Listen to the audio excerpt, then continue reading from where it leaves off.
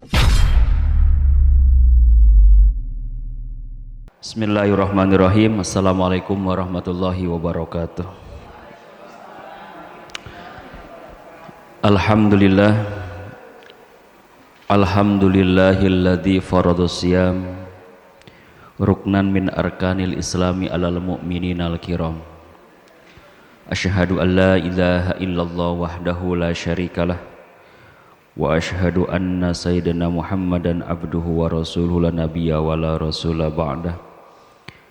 Allahumma salli wa sallim wa barik ala sayyidina Muhammadin wa ala alihi wa sahbihi ajma'in, amma ba'du.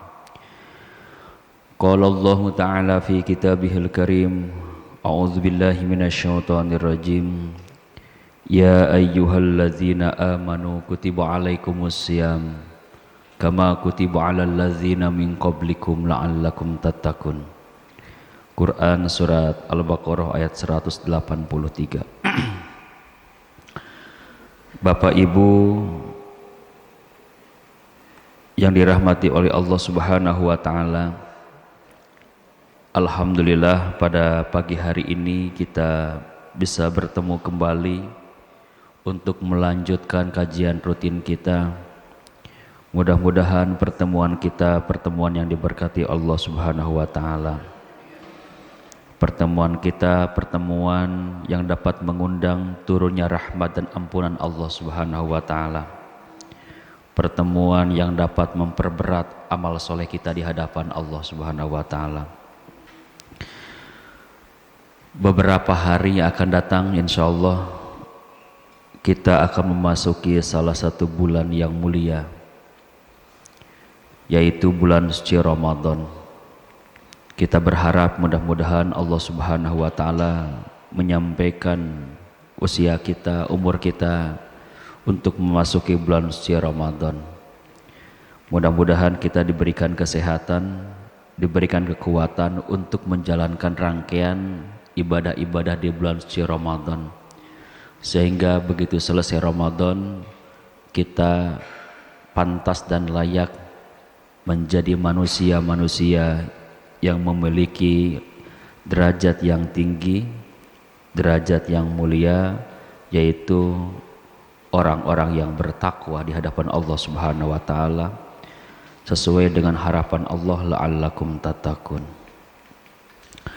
Bapak Ibu yang dirahmati oleh Allah, oleh karena itu di dalam kesempatan ini kajian kita terkait dengan tauhid sementara kita pending dulu.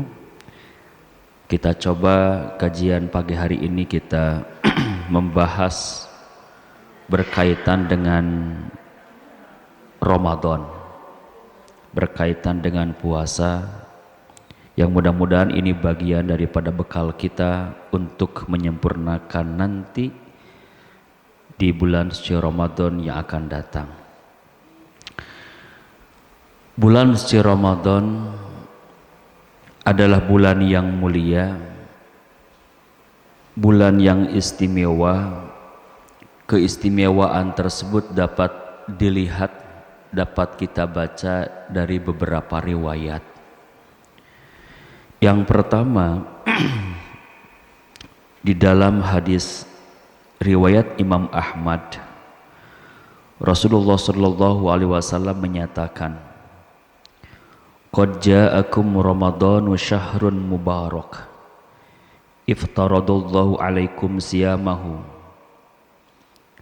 tuftahu fihi abwabul jannah wa yughlaqu fi abwabul jahim wa tughallu fihi syayatin wa fihi lailatun khairum min alfi syahr. Telah datang bulan suci Ramadan, maka bulan itu adalah bulan yang penuh dengan berkah. Di dalam bulan Ramadan itu Allah telah mewajibkan ibadah puasa. Hal ini sebagaimana dinyatakan dalam Quran surat Al-Baqarah ayat 183. A'udzubillahi minasyaitonir rajim. Ya ayyuhalladzina amanu kutiba alaikumus syiyam kama kutiba alal ladzina min qablikum la'allakum tattaqun. Wahai orang-orang yang beriman, telah diwajibkan atas kalian ibadah puasa seperti halnya kewajiban puasa tersebut telah diwajibkan kepada orang-orang sebelum kalian.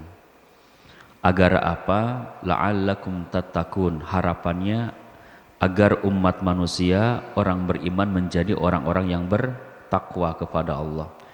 Jadi puasa ini perintahnya bukan hanya untuk umat Nabi Muhammad, tetapi puasa ini juga telah diwajibkan sejak era Nabi Adam alaihissalam hingga Nabi Muhammad SAW. Ini syariat yang sama ya. Cuman beda pelaksanaannya, beda jumlahnya. Kalau umat Nabi Muhammad puasa Ramadan itu 1 bulan dari 1 tahun. Kalau eranya Nabi Daud puasa itu bisa dilaksanakan setengah tahun, ya kan? Ya kalau 12 bulan berarti kalau dihitungannya kurang lebih 6 bulan puasanya. Kalau Nabi Muhammad itu cuma 1 bulan. Nah di bulan suci Ramadan itu tuftahu fihi abwabul jannah, di mana ketika datang Ramadan di bulan tersebut Allah buka pintu-pintu surga. Wa yughlaqu fi abwabil jahim, Allah tutup pintu-pintu neraka. Nah, jadi salah satu kemuliaan Ramadan itu di samping diwajibkan ibadah puasa, Allah membuka lebar pintu-pintu surga, Allah menutup pintu-pintu neraka. Kira-kira apa yang menjadi alasan ya pintu surga terbuka, pintu neraka tertutup? Karena disadari atau tidak, begitu memasuki bulan suci Ramadan, orang beriman itu bergegas untuk meningkatkan ketaatannya. Yang tadinya tidak ke masjid, begitu masuk Ramadan, terutama di bulan Ramadan itu tanggal 1 hingga tanggal 10, tidak ada komando dari Pak RW, tidak ada komando dari Pak Lurah, tapi tergerak hati kan untuk datang ke masjid, untuk melaksanakan sholat berjamaah, sholat wajib juga sholat sunnahnya. Tidak perlu ada perintah dari siapapun. Begitu teng komando besok puasa, udah malamnya ramai itu masjid. Ya. Gak apa-apa 10 hari juga lah. Yang penting kan ada gerakan di situ, ada kesadaran, ya, tuntutan ketaatan kepada Allah Subhanahu Wa Taala. Yang tadinya membaca Al-Quran jarang atau bahkan tidak, begitu Ramadan umumnya orang tergerak juga untuk membaca Al-Quran. Yang punya harta, yang punya rezeki, yang tadinya mungkin biasa-biasa kalau beri rezeki, di bulan Ramadan menyiapkan diri untuk berbagi sedemikian rupa. Yang tidak kenal pun disuruh didata, coba data di kampung kita ada berapa, coba data di kampung yang lain ada berapa. Menyiapkan diri sedemikian rupa, zikirnya dan seterusnya. Nah, pada saat meningkatnya amal perbuatan itulah, pada saat meningkatnya amal soleh itulah menjadi sebuah keniscayaan. Wajar kalau pintu surga akhirnya terbuka. Wajar pada akhirnya kalau pintu neraka tertutup. Jadi yang membuka pintu surga hakikatnya karena banyaknya orang yang beramal soleh. Allah buka pintu-pintu itu karena Allah mengetahui bahwa umat manusia, orang beriman itu umumnya pada saat Ramadan tiba itu ya meningkat amal solehnya, meningkat ketaatannya. Ya. Itu rahmat dari Allah yang diberikan kepada umat manusia, khususnya kepada orang beriman. Diberikan dorongan, kesadaran untuk meningkatkan amal solehnya. Terbuka lebar. Bahkan di hadis yang lain, pintu surga itu kan nama-namanya berbeda-beda. Ketika orang itu ahli sholat, maka dimasukkan kepada babus sholah. Ketika ahli sedekah, namanya babus sodakoh. Bagi orang berpuasa, ada yang namanya pintu surga bernama Ar-Royan. Ya, Ar-Royan. Kemudian Abu Bakar bertanya, ya Rasulullah, adakah orang yang bisa masuk dari pintu manapun yang dia sukai? Kata Rasulullah, ada. Bahkan aku berharap engkau adalah salah satunya yang bisa masuk dari pintu manapun juga. Artinya apa? Artinya ketika orang menjaga sholatnya, orang menjaga puasanya, orang menjaga sedekahnya, orang menjaga zikirnya, orang baca tilawatul Qur'annya, bukan hal mustahil kita diberi kesempatan oleh Allah masuk pintu surga dari manapun. Itu harapan kita. Nah, di bulan Ramadan ini terbuka. Istimewa berikutnya adalah watughallush fihi syayatin. Di bulan Ramadan itu setan-setan dibelenggu, dirantai. Ada yang bertanya, Ustaz, kalau memang setan itu dibelenggu, dirantai, maka manusia itu pada umumnya pasti akan berbuat amal soleh semuanya. Tapi faktanya di lapangan gak sedikit juga yang berbuat maksiat. Ramadan tiba, puasa enggak. Ramadan tiba, sholat enggak. Terus gimana setannya? Nah, hakikat terbelenggunya itu bukan berarti setan diikat tidak bergerak mengganggu manusia. Yang mengunci setan itu, yang membelenggu setan itu hakikatnya amal solehnya setiap manusia. Jadi amal solehnya manusia, ketaatannya manusia, maka ketika manusia meningkat ketaatannya, ketika manusia meningkat amal solehnya, itu pada hakikatnya akan membelenggu setan-setan sehingga mereka tidak bergerak mengganggu orang tersebut.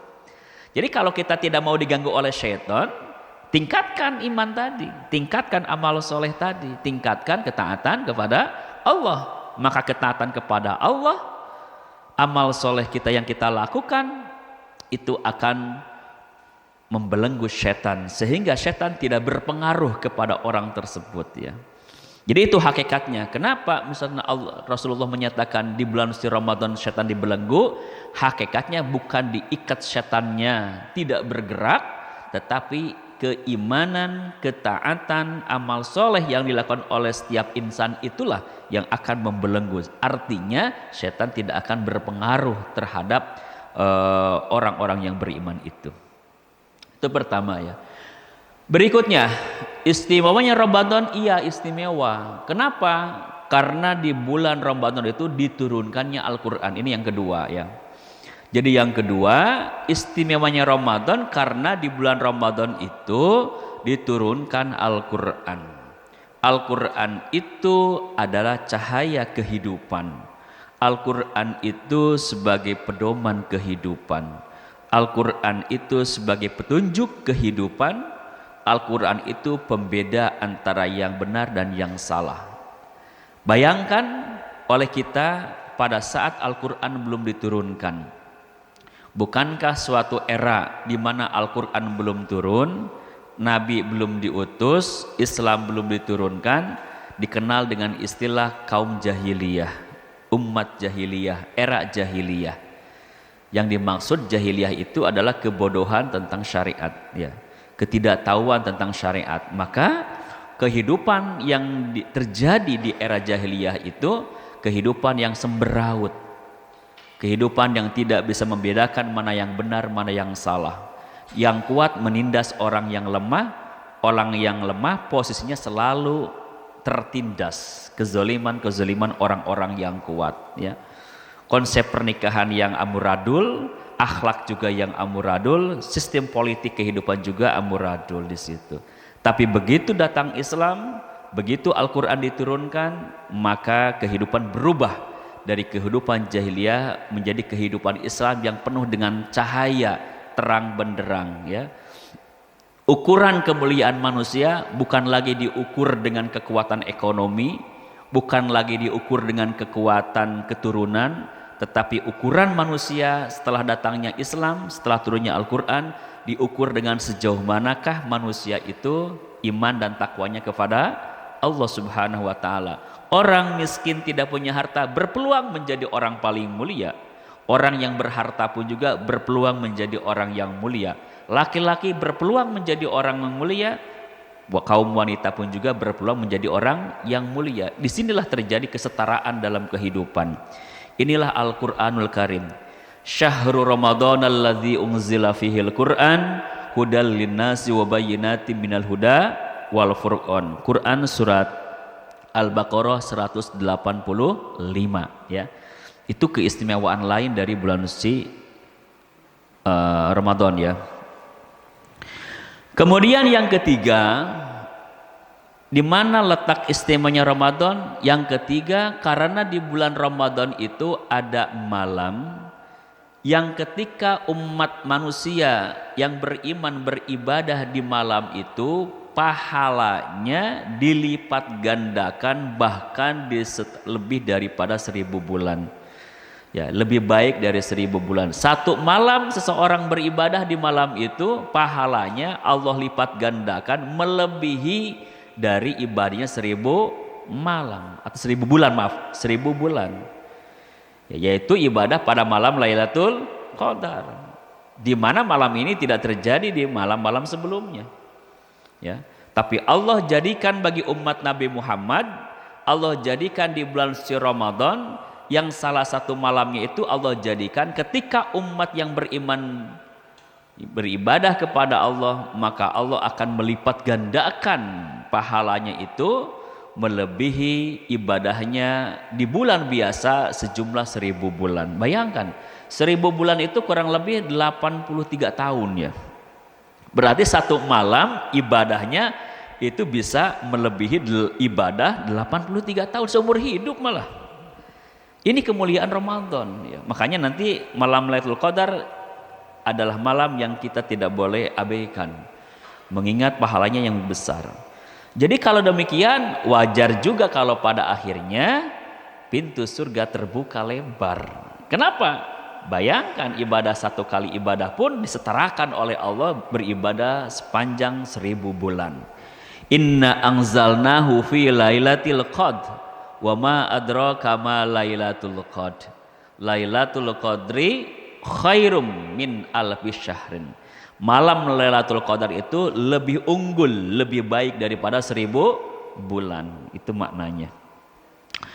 Kemudian yang keempat, istimewanya Ramadan itu adalah Allah akan membebaskan pada malam-malam Ramadan itu atau di hari-hari Ramadan itu membebaskan penghuni-penghuni neraka ya di setiap malam bulan Ramadan. Ya, diistirahatkan oleh Allah. Nah, ini sebagaimana dinyatakan dalam hadis riwayat Imam Tirmidzi ya, di mana Allah akan memberikan keringanan kepada penghuni-penghuni surga. Yang kelima, Ramadan itu menjadi mulia dan istimewa karena pada bulan Ramadan ya, puasa bulan Ramadan itu adalah sarana untuk penebus dosa hingga datang Ramadan yang akan datang. Jadi kan amal itu ada harian, ada pekanan, ada bulanan mungkin ya, ada juga tahunan. Nah, Rasul menyatakan begini, as-shalawatul khamsu wal jumu'atu ilal jumu'ah wa Ramadan ila Ramadan mukaffiratun. Jarak antara sholat 5 waktu ya, duhur dengan asar, asar dengan maghrib, maghrib dengan isya, isya dengan subuh, subuh dengan zuhur kembali. Wal jumu'atu ilal jumu'ah, dari jumu'ah ke jumu'ah itu pekanan ya. Wa Ramadanu ila Ramadan, berikutnya puasa Ramadan dengan Ramadan berikutnya mukaffiratun, merupakan penembus dosa. Jadi itu luar biasa. Ibu sholat duhur, kemudian tiba asar, maka sholat asar itu menjadi penembus dosa di rentang dosa-dosa antara duhur dengan asar. Ibu sholat maghrib, maka sholat maghrib itu menjadi penebus dosa di antara asar dengan maghrib. Ibu sholat isya, maka sholat isya itu menjadi mukaffirah, penebus dosa di rentang maghrib dengan isya, dan seterusnya. Jum'ah ya, Jum'ah kemarin dengan Jum'ah yang akan datang.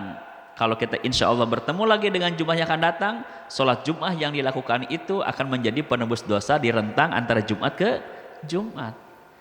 Kita Ramadan, maka Ramadan yang sekarang kita akan lakukan insya Allah menjadi penebus dosa bagi dosa di rentang Ramadan yang lalu dengan Ramadan yang akan datang. Ini istimewanya Ramadan gitu.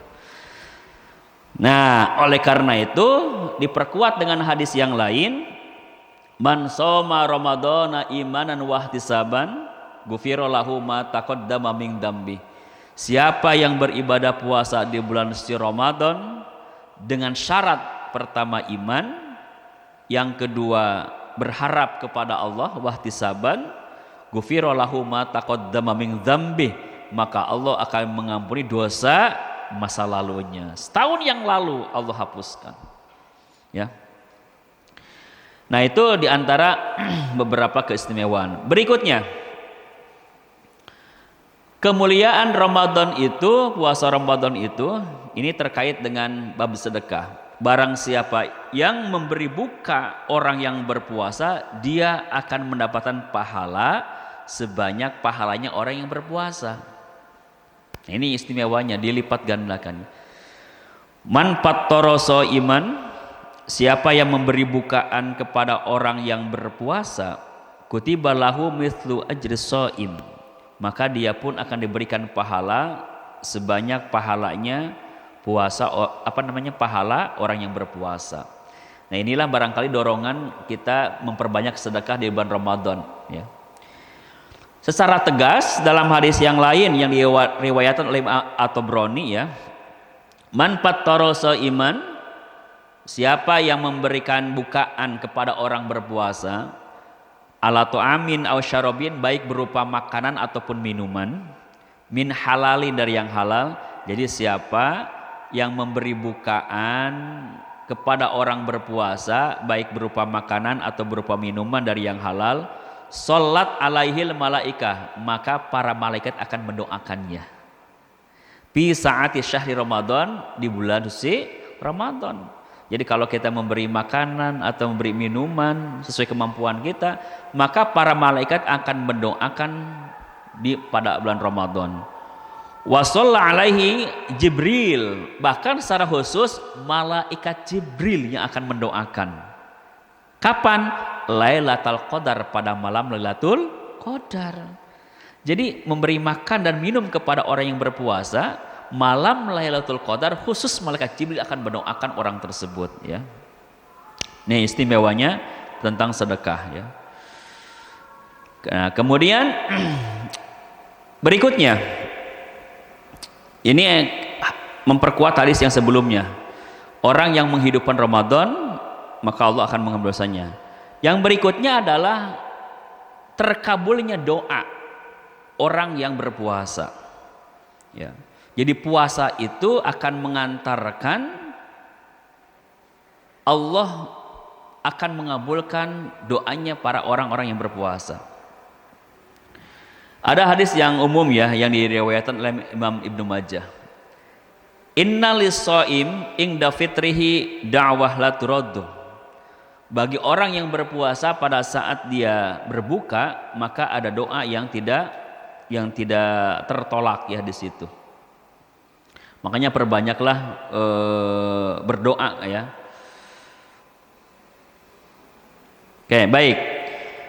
Nah, yang berikutnya, bahwa salah satu keutamaan puasa itu yaitu Allah akan memberikan minuman dari haud, ya, ketika manusia itu merasa dahaga dan tidak ada yang bisa untuk memberikan minuman kecuali puasanya itu sendiri.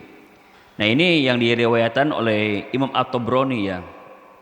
Bahasanya begini, wa ra'aitu rajulan min ummati, kata Rasulullah, saya melihat seseorang dari umatku, yalhathu atoshan, dia menjulurkan lidahnya karena apa? Haus. Waroda haudon, kemudian dia mendatangi haud. Setiap dia mendatangi haud, muni'a minhu, dia dilarang untuk mendekatinya, dia dilarang untuk mengambilnya. Faja'ahu siyamu Ramadan, kemudian datanglah puasa Ramadannya. Jadi puasa Ramadan kan dia akan menjelma, ya. Setiap amalan itu akan menjelma menjadi kebaikan. Pasaqahu, kemudian puasanya itu akan memberikan minuman kepada orang tersebut, orang yang melaksanakan puasa. Warawah, sehingga pada akhirnya dia akan merasa kenyang. Jadi Rasulullah itu melihat satu fenomena nanti itu, yaitu ada seseorang yang merasa kehausan, setiap kali mendatangi haud dilarang tidak boleh mengambil dari haud itu. Hingga pada akhirnya puasa Ramadannya itu mendatanginya sambil membawakan minuman. Nah, itu jadi salah satu keistimewaan puasa Ramadan ya. Baik. Nah, mengingat pentingnya puasa dan terjemah kemuliaan Ramadan bagi kita semuanya, yang pertama tadi pintu surga terbuka, pintu neraka tertutup, bahkan amalan Ramadan akan mengikat setan-setan, kemudian juga Allah akan menghapus dosa-dosa masa lalunya ya. Kemudian juga Allah akan memberikan nanti di akhirat minuman ya dengan puasanya itu. Pertanyaannya, puasa yang seperti apa yang kira-kira bisa mendapatkan kemuliaan seperti yang sudah dijelaskan tadi? Tentu puasa yang dilakukannya adalah puasa yang dilaksanakan pertama imanan. Dasarnya adalah iman. Apa maknanya dasarnya iman? Puasa yang dilakukan semata-mata merasa diperintah oleh Allah Subhanahu wa ta'ala. Jadi ibadah yang kita lakukan puasa itu adalah puasa dalam rangka menjalankan perintah Allah. Yang kedua adalah puasa yang semata-mata dengan puasanya itu mengharapkan ridho dari Allah, mendapatkan balasan dari Allah Subhanahu wa ta'ala. Yang ketiga, puasanya adalah yang mengikuti ketentuan-ketentuan puasa, syarat-syarat sahnya puasa, baik syarat puasa dalam perspektif fikih ya, maupun puasa dalam perspektif misalkan tasawufnya atau batinnya. Nah, kita lihat sekarang secara secara fikih. Orang yang berpuasa harus memenuhi persyaratan. Syaratnya puasa apa? Pertama harus beragama Islam. Jadi kalau ada orang kafir berpuasa, maka puasanya tidak bernilai di hadapan Allah. Karena tadi harus iman, harus Islam dulu. Yang kedua adalah berakal. Artinya akalnya masih fungsi. Agamanya agama Islam. Kalau akarnya sedang terganggu sehingga tidak bisa membedakan mana benar mana salah, ya, tidak berfungsi, maka tidak wajib puasanya bagi orang tersebut. Ya, orang yang sedang mabuk misalnya nggak wajib puasanya. Nah itu ya. Kemudian suci dari apa? Dari hadas, bagi wanita dari haid ya, bukan hadas. Dari haid, suci dari haid dan nifas. Nah, yang berikutnya puasa yang memenuhi rukun-rukunnya. Nah, ada berapa rukun puasa? Secara umum ada 2 ya, secara umum. Yang pertama adalah paniyatun lailan likulli yaumin, niat setiap malam ya. Jadi niat itu merupakan rukun dari ibadah puasa. Nah, kapan niat itu dilakukan? Niat itu dilakukan ma bainal ghurub wa tulu'il fajri. Jadi niat puasa itu dilakukan pada saat terbenamnya matahari di malam pertama. Jadi kalau misalkan besok puasa hari Senin, maka boleh niat itu dilakukan sejak maghrib nanti. Ya, maghrib. Jadi setelah terbenam matahari. Sampai kapan? Menjelang subuh. Jadi waktunya panjang ya. Jadi bukan hanya setelah Isya saja kan, kalau di kampung-kampung kan ada tuh setelah taraweh kan membacakan niat. Bukan hanya pada saat itu sebenarnya. Jadi setelah begitu maghrib masuk menjelang subuh itu sudah boleh niat. Ma bainal ghurubi wa tulu'il fajr ya. Jadi niat itu dilakukan pada saat setelah maghrib tiba atau terbenam matahari di malam pertama hingga menjelang fajar atau subuh ya. Nah, apakah niat itu wajib dimalamkan? Wajib. Kalau puasanya puasa wajib. Tapi kalau puasanya puasa sunnah boleh dilakukan pada saat siang harinya. Dulu pernah ada kisah ya, pada saat Nabi mau katakanlah sarapan pagi ya, tidak ada makanan, kemudian Nabi meniatkan untuk berpuasa. Tapi kalau puasa wajib termasuk Ramadan itu wajib malam gitu. Sesuai dengan sabda Nabi, malam yubayyit siyam qabla al-fajri fala siyamalah. Orang yang tidak meniatkan puasa di malam hari maka tidak ada puasa baginya. Nah, ini kewajiban untuk memalamkan. Kapan niat dilakukan? Sekali lagi, likulli yaumin, setiap malam ya. Kedua, bagaimana sempurna niat puasa? Nah, para ulama ahli fikih, terutama dari mazhab Syafi'i, ya itu yang sering kita dengar ya di umum-umum di masjid-masjid ya. Seperti apa? Nawaitu sauma godin an ada'i fardhi syahri ramadhana hadhihi sanati lillahi ta'ala. Itu ya. Kalau lebih sempurna lagi disunahkan ditambahkan imanan wahtisaban liwajhillahil karim. Itu panjangnya. Atau kalau dalam bahasa kita, saya menyengaja puasa Ramadan hari besok pada tahun ini dengan iman kepada Allah Subhanahu wa taala. Fadlil itu panjangnya.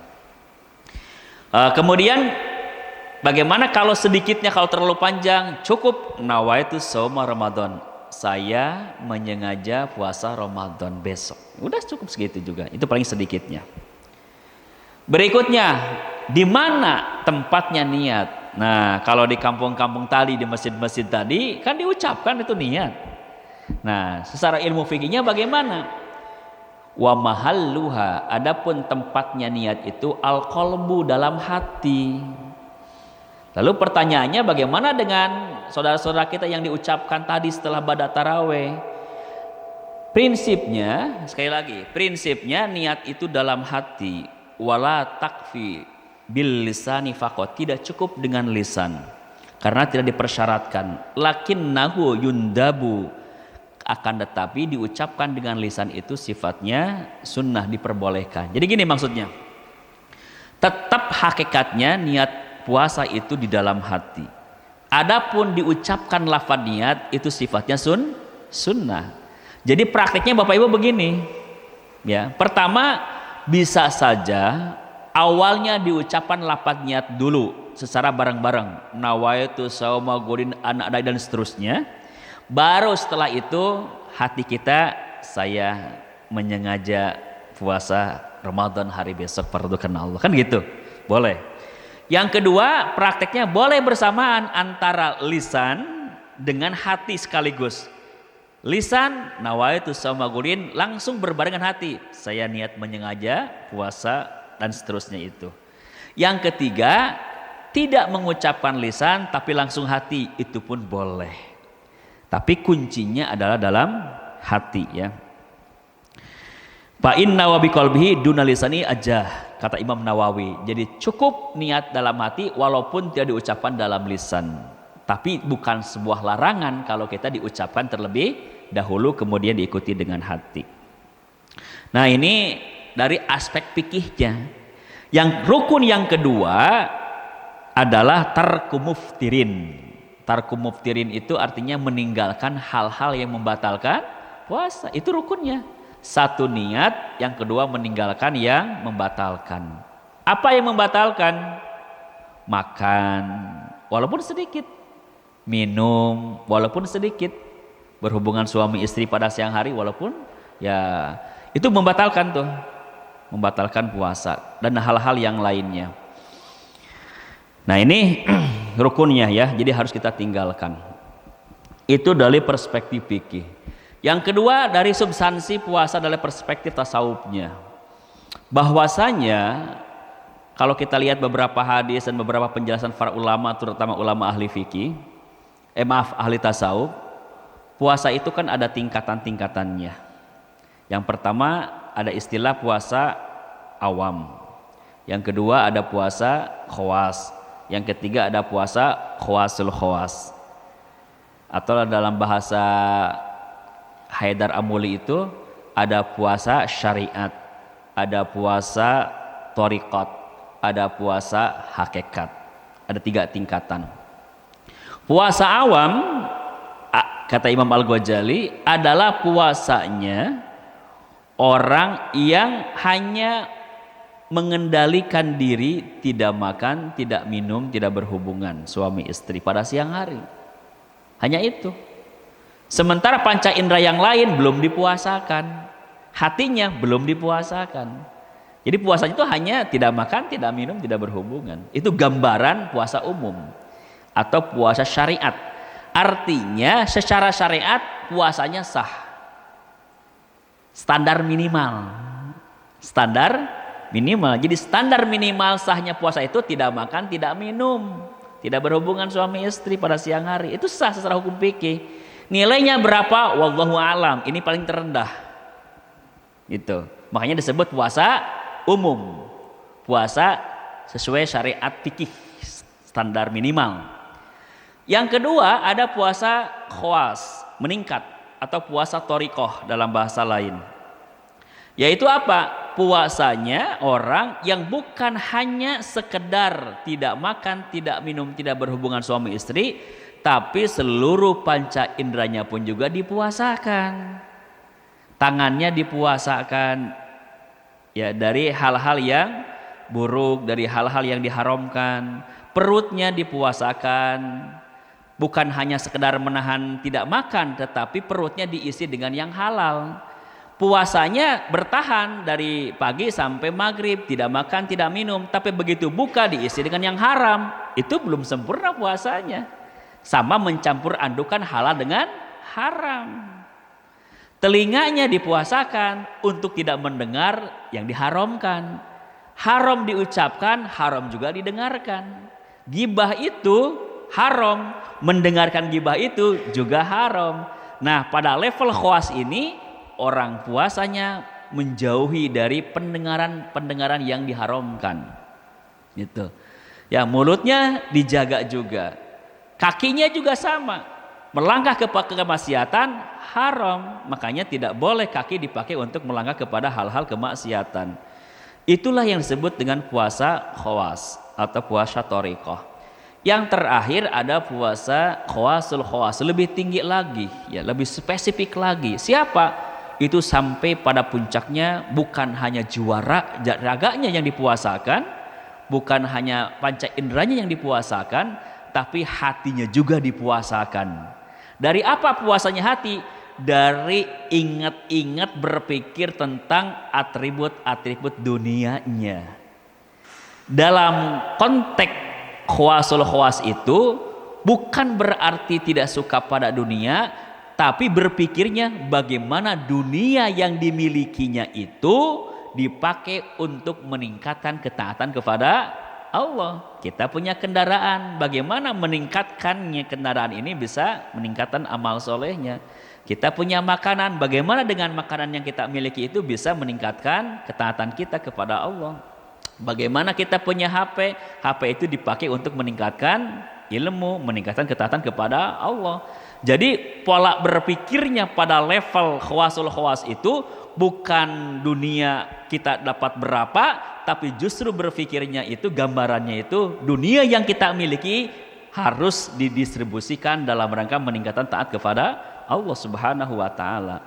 Nah, inilah yang perlu kita waspadai. Oleh karena itu, terakhir, gambaran para salafus soleh seperti yang digambarkan oleh Allah dalam Al-Quran surat Al-Mu'minun ayat 60. Nah, ayat ini dulu Siti Aisyah radhiyallahu anha, Sayyidah Aisyah istri Rasulullah sallallahu alaihi wasallam itu membayangkan bahwa kalau orang sudah berbuat kebaikan, umumnya itu adalah senang, gembira, tenang gitu. Tapi menurut ayat ini ternyata orang kalau sudah berbuat kebaikan hatinya resah, hatinya gelisah, kaget, ya. Kemudian bertanya, ya Rasulullah, kalau bahasa kita, bukankah orang kalau sudah berbuat baik itu apapun bentuk kebaikannya itu senang, gembira, gitu, riang? Tapi kenapa menurut Al-Mu'minun ayat 60 kok Allah menggambarkannya hatinya penuh dengan resah, gelisah gitu ya? Kenapa? Apakah mereka itu adalah peminum khamar? Apakah mereka itu adalah pezina? Apakah mereka itu berbuat kemaksiatan yang lainnya? Kata Rasulullah, tidak wahai Aisyah, Mereka sholat, mereka zakat, mereka berpuasa, mereka bersedekah, tapi setelah menunaikan semua amal ibadah itu hatinya resah, takut amalan ibadahnya ditolak oleh Allah Subhanahu wa taala. Itulah hakikat orang yang berlomba-lomba di dalam kebajikan, ya. Itulah orang-orang yang hakikatnya sedang berlomba kebaikan. Yaitu apa? Bukan merasa sudah melaksanakan ibadah, tapi justru ketika selesai ibadah hatinya resah, takut Allah tidak menerimanya.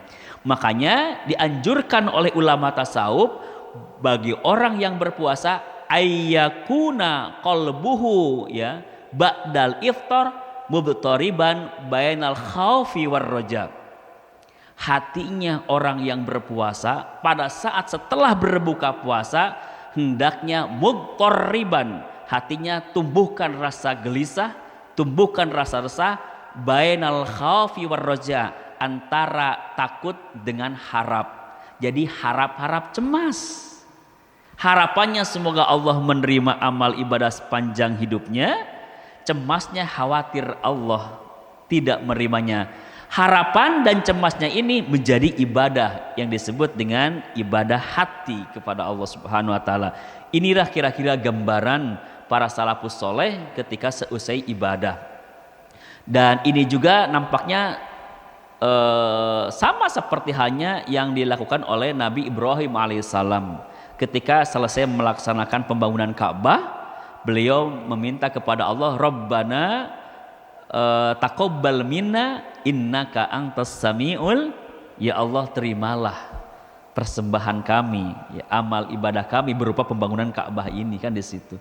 Jadi menyebutkan dalam satu keterangan berdoanya salafus soleh itu setelah Ramadan itu kurang lebih 6 bulan. Ya. Jadi 6 bulan pertama sebelum Ramadan agar Allah memasukkan Ramadan, menyampaikan usia ke Ramadan dan bisa beribadah Ramadan. Pasca Ramadan berdoa 6 bulan berikutnya agar diterima amalan Ramadannya itu. Itulah gambaran salafus soleh. Wallahu a'lam bishawab. Mudah-mudahan kita semuanya diberikan oleh Allah Subhanahu wa taala kesehatan, kekuatan untuk menyempurnakan ibadah Ramadan kali ini, sehingga kita insya Allah termasuk orang-orang yang layak untuk diampuni oleh Allah, layak untuk dirahmati oleh Allah, dan dikelompokkan menjadi kelompok orang-orang yang bertakwa kepada Allah Subhanahu wa taala. Amin ya Allah ya rabbal alamin. Amin ya rabbal alamin. Wallahu a'lam bishawab. Baik Bapak-bapak, Ibu-ibu, mungkin ada yang ingin ditanyakan terkait kajian hari ini mengenai persiapan Ramadan? Mangga. Assalamualaikum warahmatullahi wabarakatuh. Waalaikumsalam. Tadi mendengarkan penjelasan bahwa selama Ramadan itu surga dibuka, kemudian neraka ditutup. Nah, sebenarnya pada saat itu siapa yang bisa masuk, Pak? Dengan dibukanya itu kesempatan begitu itu artinya kan bisa dimasukin ya Pak ya. Siapa yang akan masuk pada saat itu? Terima kasih. Atau ke neraka? Ya, ke surganya. Ke surga. Ya. Kalau kita lihat secara umum di hadis ini bahwa terbukalah pintu-pintu surga, artinya orang yang meninggal dalam keadaan beriman, dalam keadaan taat kepada Allah di bulan Ramadan, maka Allah akan menjadikannya dia menjadi ahli surga. Bagi orang beriman. Jadi siapa yang masuk ke surga itu? Ya orang beriman tadi, orang yang beramal soleh, orang yang bertakwa tadi. Ya.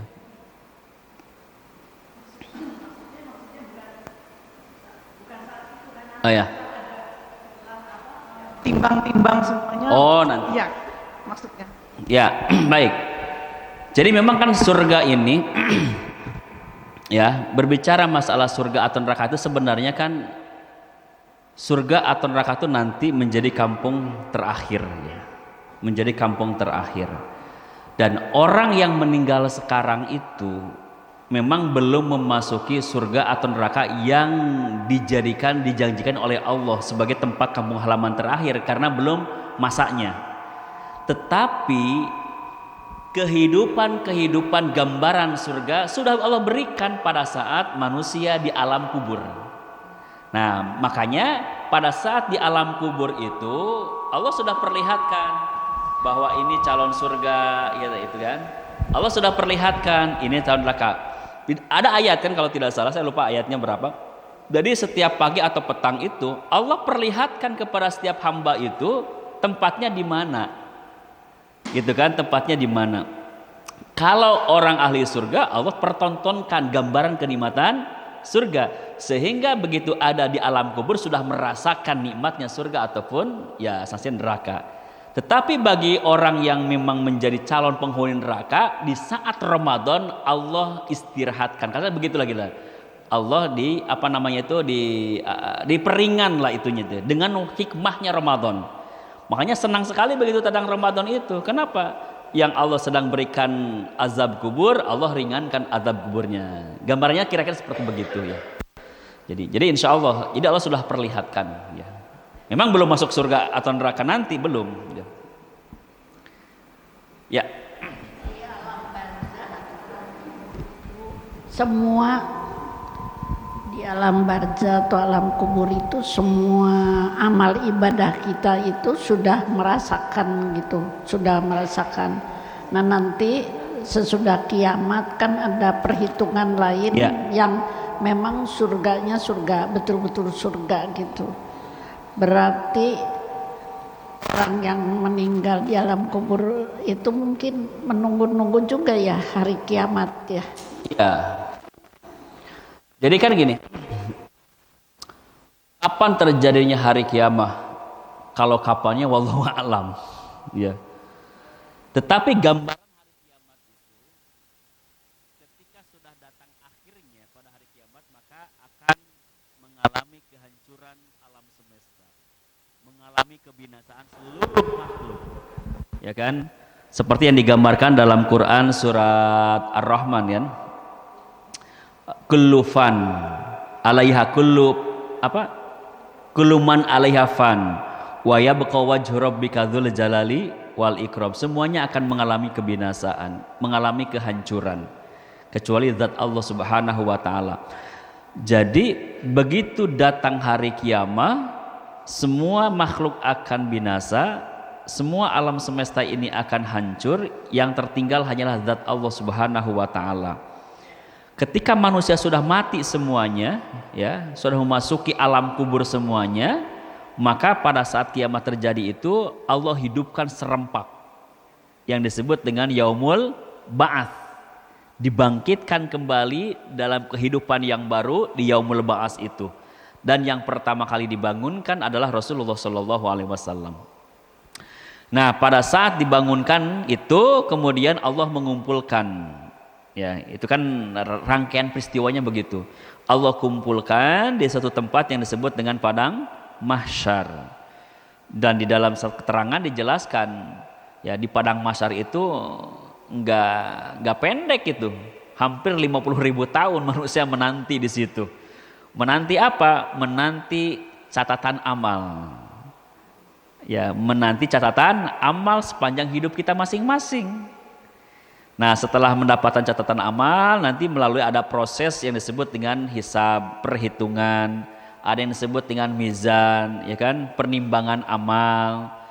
Nah, kelompok manusia itu terbagi menjadi 3. Ya, summa aurathnal ladzina astafaina min ibadina faminhum zalimun li nafsihi. Ada kelompok zalimun li nafsihi. Yang kedua ada kelompok muktasid. Yang ketiga ada kelompok sabiqum bil khairat biidznillah. Orang beriman ini keluar dari orang kafir ya. Orang beriman saja terbagi 3 nanti. Yang pertama ada zalimun li nafsi, orang yang menzalimi dirinya sendiri. Orang beriman tapi zalim terhadap dirinya sendiri. Gambarannya orang semacam ini adalah orang yang lebih berat, lebih banyak keburukannya daripada kebaikannya. Rojahat sayyi'atu ala hasanatihi, lebih unggul keburukannya daripada kebaikannya, termasuk kategori zalimun li nafsi. Yang kedua ada muqtasid. Kelompok muqtasid itu dalam tafsir dikatakan adalah orang yang relatif seimbang antara keburukan dengan kebaikannya. Catatan amalnya keburukan seimbang dengan catatan amal kebaikannya. Kebaikannya dengan keburukannya relatif seimbang. Yang ketiga ada sabiqum bil khairat. Kelompok sabiqum bil khairat ini dalam tafsir dikatakan kebaikan lebih unggul daripada keburukannya. Nah, harapan kita kan dengan ibadah itu bisa masuk kelompok yang ketiga ini. Selalu grafiknya naik gitu, kebaikan-kebaikan itu. Nah, nanti di situ catatan amal kita menerima apakah dominan kebaikannya atau dominan keburukannya, atau relatif seimbang, atau malah justru lebih unggul kebaikannya. Tentu kita berharap lebih unggul kebaikannya. Nah, setelah itu proses penimbangan, proses perhitungan amal, maka nanti akan lanjut peristiwa-peristiwa yang lain. Di situ ada yang disebut dengan yaumul hasarah, peristiwa penyesalan yang dialami oleh orang beriman, terlebih orang kafir. Orang kafir menyesal karena tidak iman, orang beriman menyesal karena tidak berbanyak amal solehnya. Sehingga ada ulama yang mengilustrasikan begini. Suatu ketika ada ulama mengilustrasikan, meminta kepada beberapa muridnya, katakanlah ada 3 murid. Ketiga murid ini disuruh datang ke mana? Ke guha yang gelap gulita itu. Pertama begini, ulamanya itu menyatakan begini, si gurunya itu, jika kalian masuk ke dalam guha, kemudian pulang lagi keluar dari guha, tidak membawa sesuatu, tidak mengambil sesuatu, maka kalian termasuk orang yang rugi. Kedua, silakan kalian ambil sesuatu yang ada di guha secukupnya, semaunya. Begitu Anda keluar nanti Anda pun akan rugi. Ya kan? Kemudian yang ketiga, ketika Anda mengambil, silakan juga ambil sekuat Anda, tapi Anda pun akan rugi. Pendeknya, yang tidak bawa rugi, yang bawa juga rugi. Nah, cerita singkatnya begitu semuanya balik menghadap gurunya, kamu bawa enggak? Enggak. Kamu bawa enggak? Bawa 1-2 biji. Begitu dibuka ternyata intan mutiara. Yang pertama menyesal enggak? Menyesal. Andai kata tahu di gua itu ada mutiara, kenapa saya ambil? Nah, bayangan saya, yang bawa menyesal, yang tidak bawa ya nyesal. Mendingan nggak bawa, nggak berat-berat gitu kan. Yang satu, andai kata itu mutiara, kenapa nggak banyak-banyak? Nah, nanti di akhirat pun demikian gambarannya. Orang yang tidak beramal soleh, ibaratnya tadi orang kafir, nggak percaya pada amal soleh di dunia. Andai kata tahu dengan yakin, mungkin aku akan menjadi orang beriman. Tetapi sayang, ya. Makanya Allah katakan dalam Quran surat Tabarok, surat Al-Mulk itu, wa qalu law kunna nasma'u aw naqilu ma kunna fi ashabis sa'ir. Andai kata aku berpikir, mendengarkan, taat, ma kunna fi ashabis sa'ir, mungkin kami tidak ada dalam neraka ini. Menyesal di situ. Ya. Kemudian orang yang bawa tadi secukupnya juga menyesal. Andai kata tahu itu mutiara, pasti sebanyak-banyaknya. Sama orang beriman pun juga, andai kata tahu itu sholat itu pahalanya besar, mungkin tidak akan lalai sholatnya. Andai kata sedekah itu manfaatnya besar, mungkin akan menyegerakan, bahkan perlu menghabiskan. Makanya kecerdasan Abu Bakar sampai menghabiskan hartanya karena sudah terbayang kenikmatannya itu. Kalau kita kan masih ada ragu nih, aduh gimana kalau sekarang sedekahkan, besok gimana, aduh gimana tahun ini, aduh gimana, terus gitu-gituan aja. Abu Bakar no problem, kenapa sudah terbayang di situ. Begitu ditanya, terus gimana keluargamu? Aku serahkan kepada Allah yang ngurusnya itu. Udah, imannya udah selesai. Makanya imannya Abu Bakar jika dijumlahkan dengan seluruh manusia beriman di dunia, gak sebanding. Gak sebanding ya. Bahkan taruhan nyawanya, taruhan ini. Contoh yang lain kan dulu ada yang namanya Sa'id ya. Ada seorang sahabat yang yang pernikahan itu sampai-sampai persiapan pernikahan dibelotkan jadi membeli alat perang di situ. Padahal terbayang mau nikah dapat istri yang cantik, dapat istri yang kaya gitu kan dari bangsawan. Tapi terbayang kenikmatan jauh lebih besar. Ini perang datang, dibelotkan, dia akhirnya membeli alat-alat perang, syahid. Begitu syahid, meninggal dunia, Rasul menghampirinya, kemudian Rasul menyatakan, "Hei, sebenarnya kamu itu nanti malam akan menjadi pengantin. Akan di apa?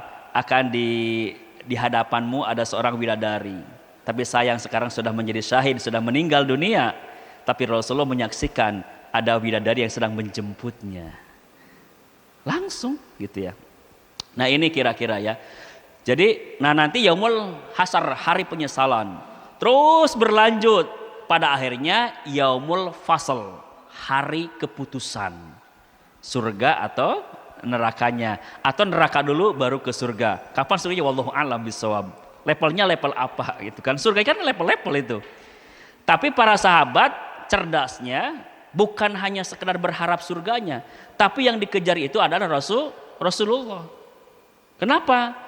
Di mana ada Rasulullah pasti itu surga VIP-nya, surga tertingginya. Makanya ya Rasulullah, bukan tergambar masalah surganya semata-mata, tapi aku ingin jadikanlah aku, mohonkan aku kepada Allah agar aku menemanimu di surga nanti. Kenapa? Di mana ada engkau pasti itulah surga tertingginya. Nah itulah harapan Rasulullah. Tapi sebelum manusia masuk surga neraka itu juga Allah sediakan satu waktu di mana waktu itu saling satu sama lain saling menggugat, saling menuntut. Jadi manusia itu nanti nggak lepas dari saling menuntut satu sama lain, Bapak Ibu.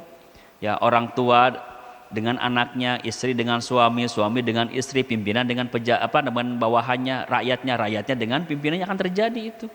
Makanya disunahkan ya kita ini apabila kita merasa berbuat salah, berbuat dolim, segera minta dihalalkan, segera minta dibebaskan.